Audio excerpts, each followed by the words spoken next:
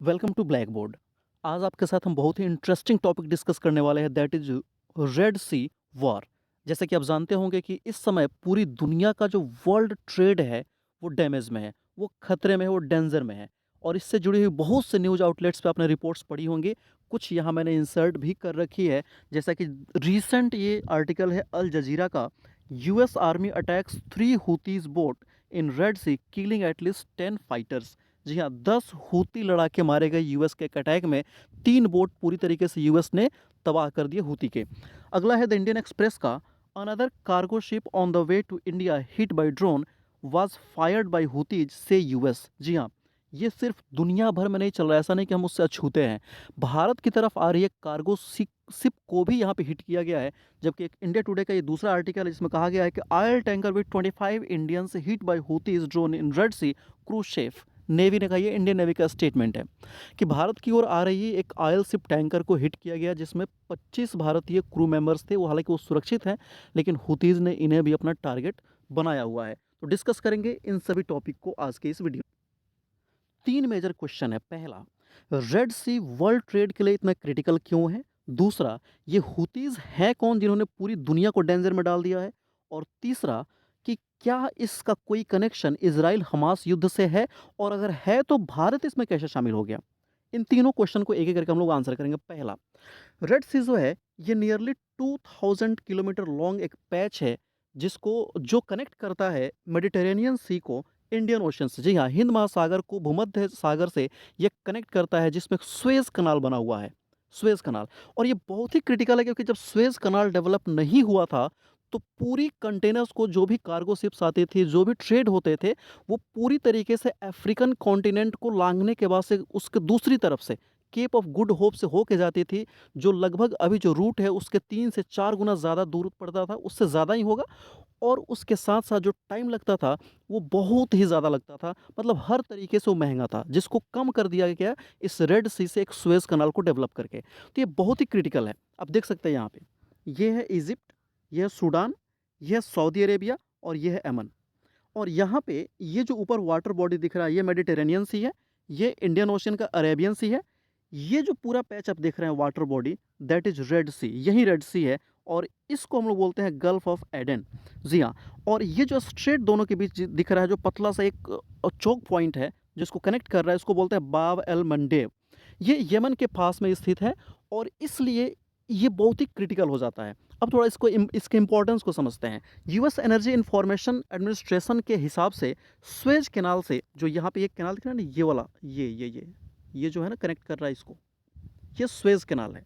तो Suez canal से हर साल दुनिया में जितने ऑयल एक्सपोर्ट किए जाते हैं, एक जगह से दूसरी जगह ले जाया जाता है, उसका लगभग लगभग आधा ऑयल इस स्वेज कैनाल से किसी भी न किसी तरीके से पास होता है। Half of the total. दुनिया में जितने ऑयल टैंकर्स मूव कर रहे हैं उसके आधा लगभग इस हिस्से से ज़रूर गुजरते हैं। रीज़न क्या है? ये एशिया को और यूरोप को कनेक्ट करता है, इसलिए बहुत ही क्रूशियल हो जाता है। इसके अलावा जो यहाँ से दुनिया भर में जितने ट्रेड होते हैं, उस ट्रेड का 12%, 12% ऑफ ग्लोबल ट्रेड इस स्वेज कैनाल के थ्रू किया जाता है। और अगर इसको कंपेयर करते हैं पनामा कैनाल से, तो उससे सिर्फ 5% होता है। और पनामा कैनाल जो है वो साउथ और नॉर्थ, ये अमेरिका को कनेक्ट करता है। तो आप समझ सकते हैं कि दुनिया के लिए कितना इंपॉर्टेंट है इस स्वेज कैनाल को अच्छे से फंक्शन करना। और स्वेज कैनाल को फंक्शन करने के लिए रेड सी का फ्री होना काफ़ी ज़रूरी है। अब रेड सी को ये हूती टारगेट क्यों कर रहे हैं? रीज़न है, ये ज़्यादातर जगहों पे तो वैसे 300 किलोमीटर के आसपास का चौड़ा है, लेकिन जो यहाँ पे ये जो डिस्टेंस आप देख रहे हैं, ये काफ़ी कम है। ये लगभग 20 से 22 किलोमीटर तक का है। और ये जो एरिया है यमन का, जिसको हूतियों ने कब्ज़ा कर रखा है, इसके लिए उन्हें ईज़ी पड़ता है इस रेड सी के इस पॉइंट को चोक कर देना, जिसकी वजह से इससे आने वाले सभी जहाज़ों को वो धीरे-धीरे टारगेट करना शुरू कर दे रहे हैं। अब ध्यान से देखिएगा, जब वो नहीं था, सुएज़ कैनाल नहीं डेवलप हुआ था, तो पूरी तरीके से इस अफ्रीका को ऐसे पार करने के बाद से इस तरीके से होके जितने कार्गो शिप्स थी वो गुज़रती थी। समय बहुत ज़्यादा, पैसा बहुत ज़्यादा, प्रॉफ़िट इस तरीके से इसमें लगातार कम हो जाता था। इसके ऑल्टरनेटिव में हमने यहाँ पे सुएज़ कैनाल डेवलप कर लिया, जिससे ये सारा कहानी ही हमारा आसान पड़ गया और दुनिया भर के ट्रेड इसी पे टिके हुए हैं। हूतीज़ जो है उनका सिंपल पर्पस है कि भाई, हमास पे जो इज़राइल अभी वार डिक्लेयर किया हुआ है उसको रोको, इज़राइल को प्रेशर में लाओ, उसको रोको। जब ये वार रुक जाएगा तो हम शिप्स को अटैक करना छोड़ देंगे।